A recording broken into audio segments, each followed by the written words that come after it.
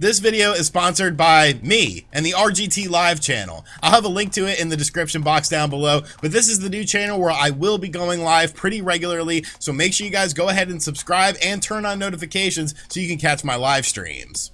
There are a lot of things I like about the Nintendo Switch. Obviously, I talk about it a lot on this channel. I like the design of the system, the whole hybrid nature of both a portable console and a home console all in one. I like the game library on the system. I think Nintendo's done a really solid job of releasing Nintendo-related titles on there. Third-party companies, indie companies have done good jobs as well of bringing their games to the Nintendo Switch. There's a lot to like about the system, but there's one thing that I really don't like, and I just think that it's ridiculous that this never really seems to improve either, and that is the Nintendo Switch eShop. The Nintendo Switch eShop sucks. It's always sucked. It still sucks in 2021, and in today's video, I just want to go over why I don't like the Nintendo Switch eShop and what I would do to improve upon it. So booting up the Nintendo Switch's eShop, we are of course greeted to this awesome song.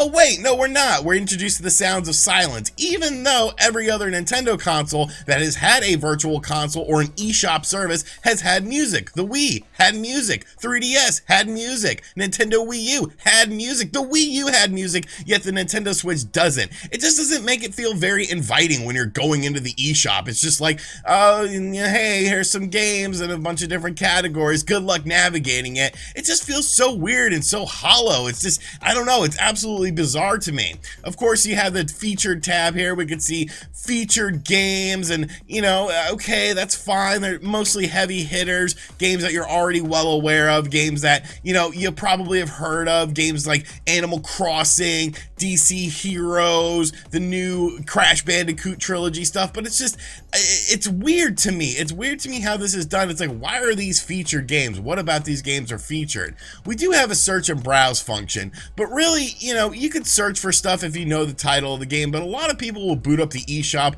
or any sort of online service to sort of look at games that they might not be aware of. And when you look at the different stuff as far as genre goes under the price, the different filters, it's not really well done. Action games, I mean, is Minecraft an action game? Is Fortnite an action game here? Moving down the list, you have arcade games, board games, like, okay, Streets of Rage, these are not arcade games. These games never came out in any arcade in the world. So why are they classified under arcade games? It doesn't really make sense. Communication? What the hell is communication? Like, okay, like they're games based on talking? Like, that doesn't make sense. It's not a real category. Streets of Rage 4 is not a fighting game. It's a beat 'em up game. First person shooter games. Okay, you know what? That's not bad. There's some decent stuff in here. Lifestyle games? Spy Alarm is a lifestyle game? It's just, none of this stuff really makes sense. None of the categories and genres really make sense, and I guess the companies themselves can say what sort of genre they want to put their game in, but at the end of the day, it should be Nintendo's responsibility to be like, okay, this is this sort of game, you know, where's like basic stuff, platformer, you know, is a platformer game going to be Minecraft because you jump in the game? It makes no sense. Moving between the categories here, you can see yet another problem. These loading times, now they're not like super long or anything, but like, why is there so much hesitation here? It should just be instantaneous. I'm on high-speed internet. It has nothing to do with my internet speed and the great deals. Come on, this is just ridiculous. There are 882 games currently on sale on the Nintendo Switch eShop, and people wonder why I make my eShop sales videos. It's because nobody is going to look through all 882 of these games except for me, because they're not weirdos, because they actually value their time. They want to know, you know, what games they should check out, what games they should play. Why isn't there some sort of system where it's like when you buy a game, you can also get recommendations based on the games that you have bought? Obviously, Nintendo keeps track of the games that you've bought, and it's kept track in your Nintendo Switch account. So like, if I buy Overcooked, why wouldn't there be something that recommend me and say, oh, hey, you might like Overcooked 2, which is also on sale because they're similar games. Oh, you bought Nickelodeon Kart Racers? You might like Nickelodeon Kart Racers 2. Oh, Ni no Kuni. Ooh, Ni no Kuni's only $10. I think it's time for me to buy that. But yes, Ni no Kuni, so you like RPGs, so here's some more RPGs. It's just, it's ridiculous. It's absolutely ridiculous that there's no sort of system that actually tells you recommendations based on the games you have purchased or based on the games you have played. It's just sort of the wild, wild west here when it comes to your online games that are on sale during the Nintendo Switch eShop sales that we constantly always get. And that's why I talk about them so much, because they're always here. When you look at the filter stuff, I mean, it's okay, you know, it's really just the same sort of stuff. Genre, price range. I will say price range is good. And then we have the bestseller stuff. And, you know, it's like, okay, what's the difference between bestsellers and, of course, the